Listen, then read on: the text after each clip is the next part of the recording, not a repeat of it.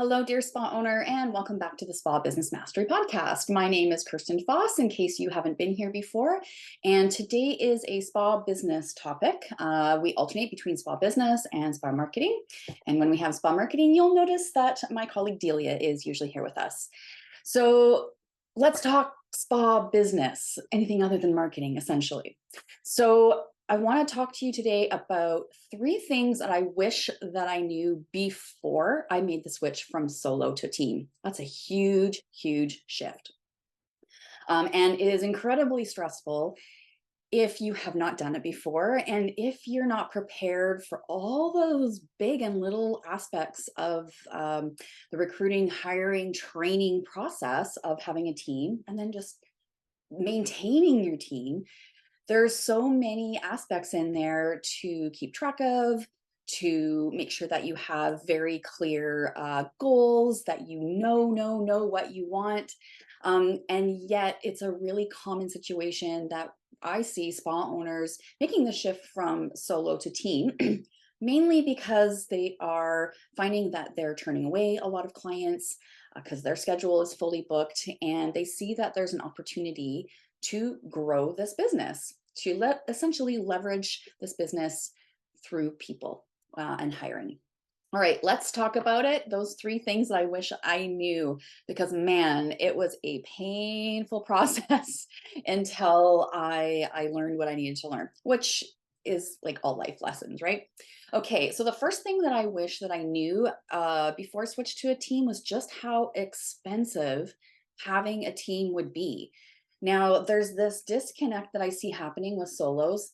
Usually, if you're a solo at this stage and you're thinking, I'm turning away people. I may even have a huge wait list. I may even, you can't even get an appointment to see me for 3 months. So this might give you the sense of there is tons of business out there and I want to leverage that. All right, that's awesome. However, leveraging your spa business with people, building a team is incredibly expensive, because even though you are turning away people, you have to think about what's happening with new team members. They're brand new to your business. They don't necessarily know your processes. They don't necessarily know how you communicate with clients. They don't necessarily know kind of the vibe that you are ensuring is consistent with your space. And so all of that information needs to be shared with team. So that is in the hiring process, that is in the training process, and of course, you're going to have to float payroll for a while until until payroll can support your team members.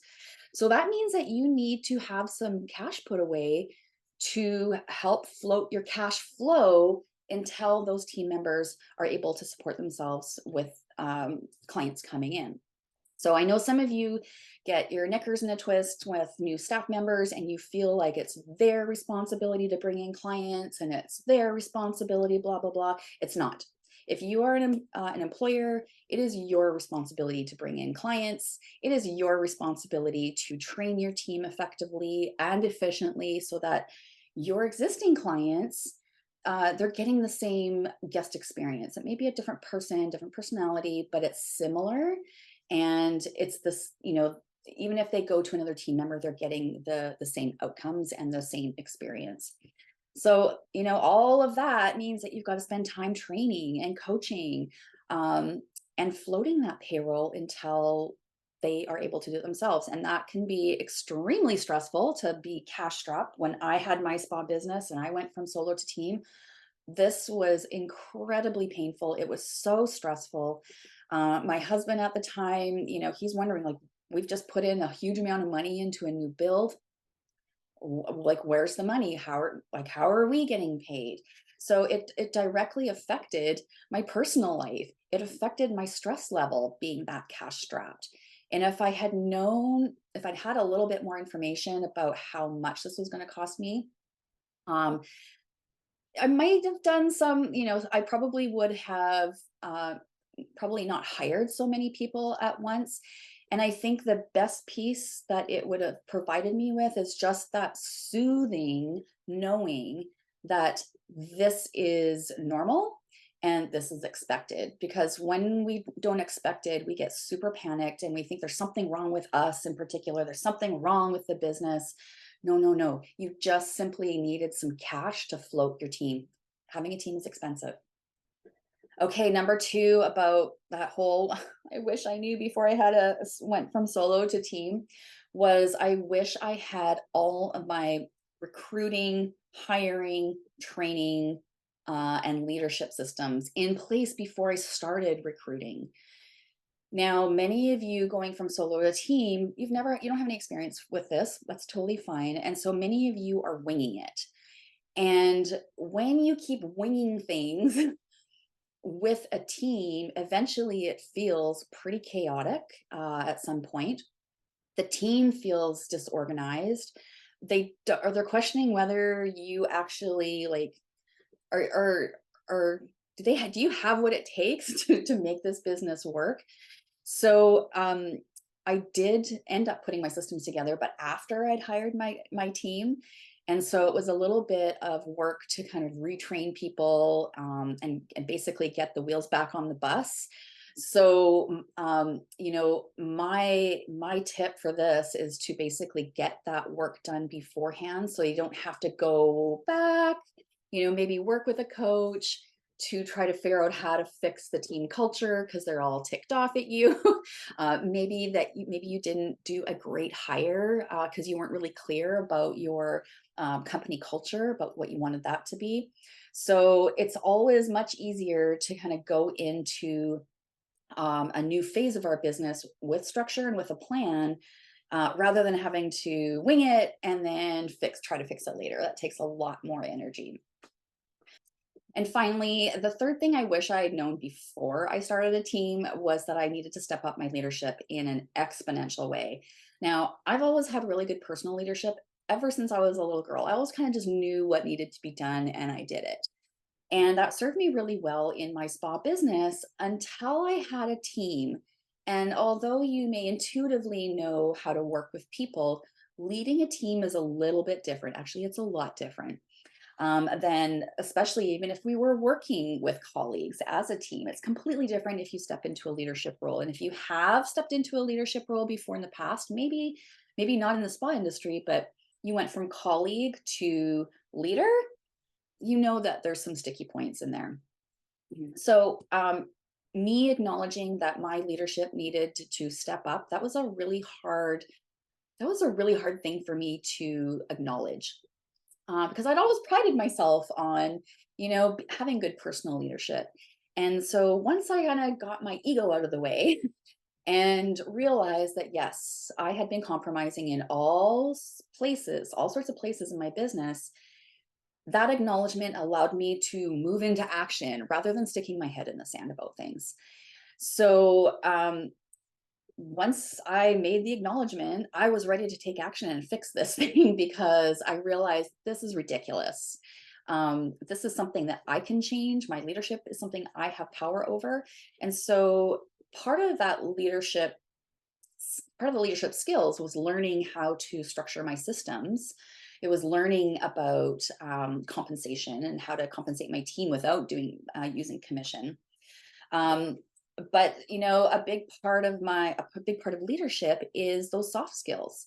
And I'm going to tell you the two places where I see spa owners struggling with their leadership almost in everyone that I've worked with. And when I listen and see things on social media, the two places that most spa owners struggle with is boundaries and communication. Tell me I'm wrong.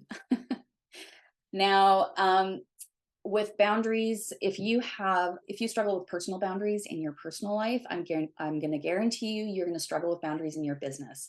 And that's okay, because at least you have identified that, and that it won't be kind of coming out of nowhere when boundary issues come up at the spa with your team. Now, with communication, it's the same thing. Once we identify, maybe we're not the best communicators, maybe you tend to do most of your communicating by text. For short little things, that's okay. But when you want to have those difficult conversations, don't do them by text or email. They need to be done in person. Either way, upping your soft skills in terms of boundaries and communication will serve you greatly. All of these skills in terms of leadership will help you feel more confident as a leader because Lord knows, as a team, we want to be led by somebody who's confident in their leadership. We want to be led by somebody who knows their systems and their structure and keep the wheels on the bus. And if there happens to be a few squeaky wheels, that leader knows how to deal with those situations in a calm, compassionate, kind, but firm way. All right, so I've got a couple of resources for you in terms of leadership because I don't want to leave you hanging. You may, if you've been listening to the podcast before, you may have heard these resources, but I'm going to say them again because they're just that good. So when we are looking to improve our leadership, this is not about hopping on board the hustle hard culture, not at all. This is about cleaning up our personal stuff, boundaries, communication for sure. Maybe we've got some stuff around money that is causing issues, but it's taking the time to look at them, acknowledge them, and take action. All right, the first book that I have for you that I wanted to share was William Ury.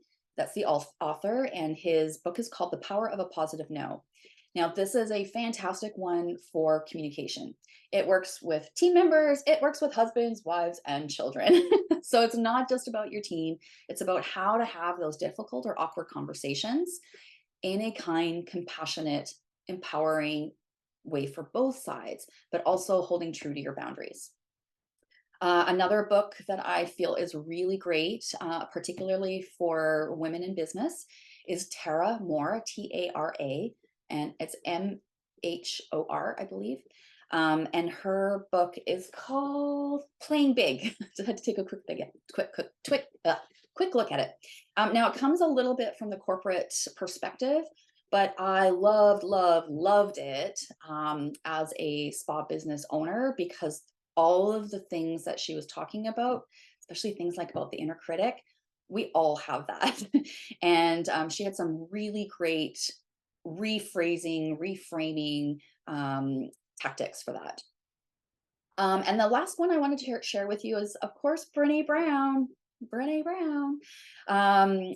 Daring to Lead. That is one of the books. I mean, she's got a ton of books. They're all very good, but Daring to Lead is a great one if you're just wanting to up your game as a leader.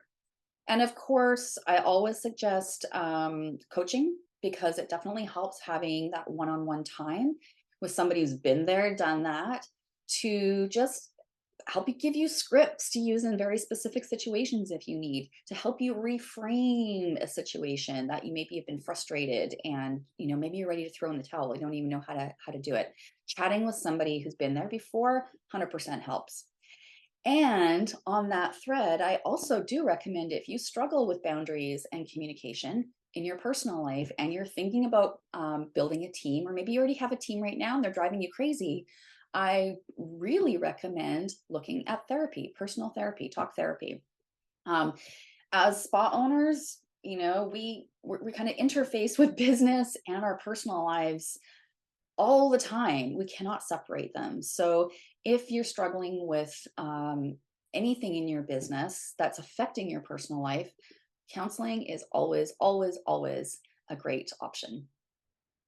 All right, so that is for me for Spa Business Mastery Podcast today. I hope that has helped those of you that are thinking about transitioning from solo to team. So now you have some prep work to do. And if you've already transitioned from solo to team and you are pulling your hair out, I'm also hoping that this has shone a bit of light on maybe what's missing. That has brought you to this place of frustration because it's fixable, totally fixable. It's not too late. If you already have a team, that's a bit of a gong show, and the fixing might mean that some of those people have to be let go. That's part of that fixing. You can't fit a square peg in a round hole. So sometimes you can't fix people. Sometimes it just wasn't a great hire to begin with because you didn't know better. But either way, I want you to know that if you're in a pickle with a spa team right now, it is fixable. You likely just need some guidance and direction. Okay, if you like to listen to the Spa Business Mastery podcast, please give us a follow from wherever you are listening, whether it's from any of your favorite podcast platforms or YouTube or Facebook. Um, Give it a follow so that you are getting all of our Spa Business Mastery topics to help you be a better, more efficient, and sane spa owner. That's it. We'll see you next in a couple of weeks with Spa Marketing with Delia.